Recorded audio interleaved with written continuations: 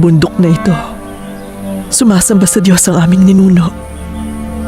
Ngunit ayon sa mga Hudyo, doon lamang sa Jerusalem, kami maaaring sumamba sa Panginoon. Darating ang panahon. Hindi. Ngayon na nga. Na ang mga tunay na sumasamba sa Ama ay sasamba sa Espiritu at katotohanan. Ganyan ang uri ng pagsamba na kinalulugdan ng Ama. Ang Diyos ay Espiritu. Kaya dapat siya ay sinasamba sa Espiritu lamang at katotohanan. Isaiah 66:1 and 2. Ito ang sinabi ng Panginoon. Ang langit ang aking trono at ang lupa ang tungtungan ng aking mga paa. Kaya anong klaseng bahay ang itatayo ninyo para sa akin? Saang lugar ninyo ako pagpapahingahin? Hindi ba't ako ang gumawa ng lahat ng bagay? Binibigyang pansin ko ang mga taong nagpakumbaba, nagsisisi at may takot sa aking mga salita.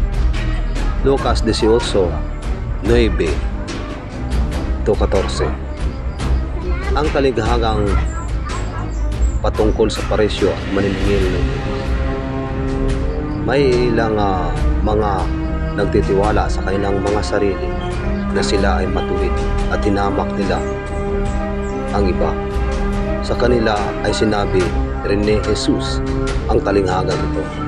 Dalawang lalaki ang umahon sa templo upang manalangin.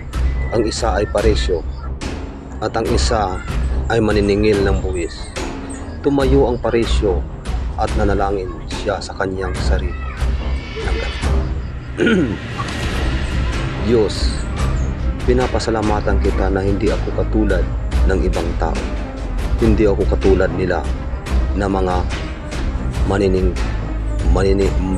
mangingikil, mga hindi matuwid sa mga at mga ngalunya. Hindi rin ako katulad ng maniningil na buwis na ito. 2 ulit akong nag-aayuno sa loob ng 1 linggo. Nagbibigay ako ng ikapu sa lahat ng bagay na aking tinatakilid. Ngunit ang maniningil ng buwis na nakatayo sa malayo ay hindi man lamang niya itinataas ang kanyang paningin sa langit. Sa halip ay kanyang binabayo ang kanyang dibdib. Sinabi niya, Diyos, pagkalooban mo ako ng iyong habag. Ako na isang makasalanan.